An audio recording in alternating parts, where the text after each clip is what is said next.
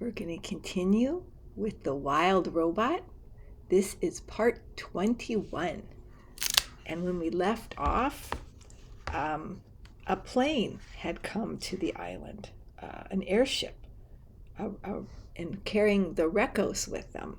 We had Reco 1, Reco 2, and Reco 3. And there they are. Find out what they want. Chapter 69, The Defective Robot.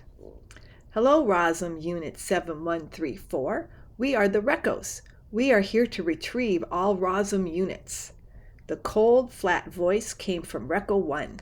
He and his partner stood absolutely still and kept their glowing eyes locked on their target. There are 4 others, said Roz, but they are dead. We have already located the remains of the other units, said Reco 1. We will collect them later. Now, come with us. The 3 Recos motioned Roz to the airship, but she didn't move. Where have you come from? She said. The Recos turned and stared at Roz. Do not ask questions, said Reco 1. Where will you take me? Do not ask questions. Why must I leave? Do not ask questions. I will not go anywhere until I get some answers. There was a brief silence as Reco 1 computed his next move. And then he began to speak. 1 year ago, a cargo ship carrying 500 Rosm units was sunk by a hurricane. 495 units have been retrieved from the ocean floor. We have come here in search of the last 5, and we have located them. Rosm, Unit 7134, you are the property of Tech Lab Industries. We will return you to the factory where the mark makers will refurbish you and sell you to a work site. You will then live on that work site indefinitely. Now come with us. But I live here, said Roz. That is incorrect, Rosm Unit 7134. Any further resistance will be proof of defectiveness, and we will deactivate you. But Roz had more questions. Who are the makers? What is my purpose? Why can I not ask questions? This unit is defective, said Reco 1 to his partners. Commence deactivation. In perfect unison, the Recos stepped towards Roz. They raised their blocky hands, ready to restrain their target, ready to shut her down with the press of a button. But a loud squawk and a streak of feathers cut them off. Stay away from my mama, Bright Bill swooped into the meadow and started hopping around, ready to defend his mother. The Recos stopped and looked down at the goose. Of course, they didn't understand his words. They heard only meaningless squawks, and then they heard their target squawking back to him. Bright Bill, get out of here, said Roz in the language of the animals. These robots are dangerous. What do they want? They want to take me away. The Recos stared at their target, trying to understand why she was exchanging noises with the goose. And then new noises began rising up. Rustling and shrieks echoed from the forest. Animals were gathering. Their wild voices called out to one another. Roz needs our help. Those robots want to take her away. We have to do something. The uproar in the forest grew louder and louder. The Recos peered past Roz towards the mysterious noises, but saw only foliage.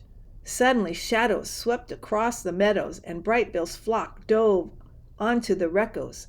The geese furiously flapped and pecked and wrapped their wings around the robot faces, clinging to the Recos like feathery masks, distracting them, blinding them. Bright Bill turned to his mother. Run! Chapter 70. The hunt begins. While his flock distracted the Recos, Bright Bill darted around behind them and desperately searched for buttons. He had once shut down his own mother with a click, and now he would do the same to the intruders. But he found no buttons on these robots, only smooth surfaces. Clearly, the Recos were not designed to be shut down so easily. Giant hands swung through the air, and the geese were swatted away. Loudwing was plucked by her foot and flung to the ground. She crawled into the weeds as the others scampered up and over the trees. A quick scan by the robots revealed that Roz was gone. The 3 Recos turned and marched back to the airship. The door hummed open and the robots disappeared inside. And when they stepped back into the meadow, each was holding a silver rifle in his hands. The hunt for Roz was on. Without speaking, the Reccos marched away from one another, fanning out in their standard search pattern. Recco 1 marched straight towards the southern tip of the island. Recco 2 marched straight up the mountainside, and Recco 3 marched straight into the forest. Chapter 71, The Forest Assault. Recco 3 marched through the forest with steady, stomping strides. His blocky head swiveled from side to side, scanning for any sign of Roz. But he was distracted. You see, everywhere the Recco went, he was met by shrieking animals. He didn't know it, but he was in the midst of a coordinated assault. Swooper hooted orders from above. Hawks, sparrows, owls dive in front of his eyes. Fink barked orders from below. Hares, weasels, foxes dashed between his legs.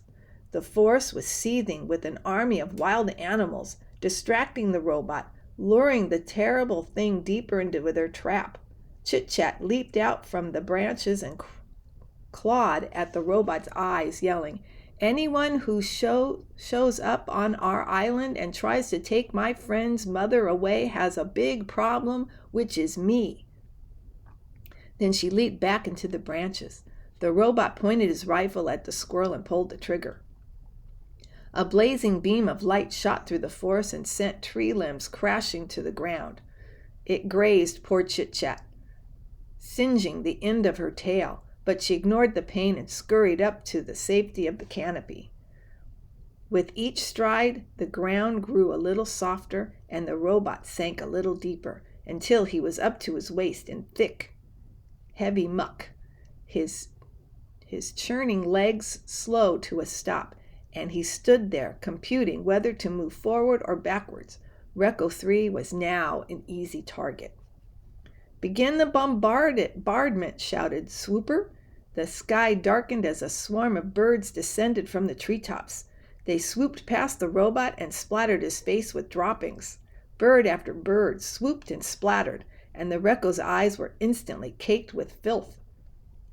"Don't let up," screeched the owl. "Give it everything you've got." There seemed to be an endless stream of birds and an endless amount of droppings. Recco 3 let go of his weapon and wiped his filthy face with both hands. That was the moment that fuzzy bandits had been waiting for. They dashed out from the weeds, snatching the rifle with their nimble hands, and dragged it away. Tawny and Crown Point looked on from the underbrush.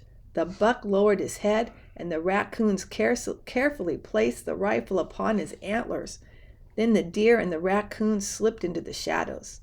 By the time Recco 3 realized his weapon was missing, it was too late. He let out a sad electronic tone.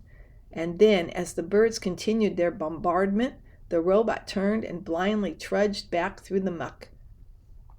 It was now time for the final stage of the plan. Broadfoot, the bull moose, emerged from the trees and stood directly in the path of the blinded robot. Recco 3 had no idea that his every step brought him closer to the mighty animal. When the robot was in range, Broadfoot turned and kicked back with his powerful hind legs. There was a sharp crack, and dung sprayed from the Recco's head.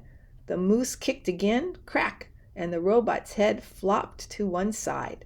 A tear in his neck exposed a tangle of silver tubes, but Recco 3's legs kept pumping, so Broadfoot kept kicking. He pounded the robot's head with his heavy hooves, denting and crushing it into an ugly shape, and with one final crack, the head broke loose, soaring through the air, and squelched into the muck. The headless robot fizzled and smoked, his legs ground to a halt, and he never moved again. Oop, there's his head.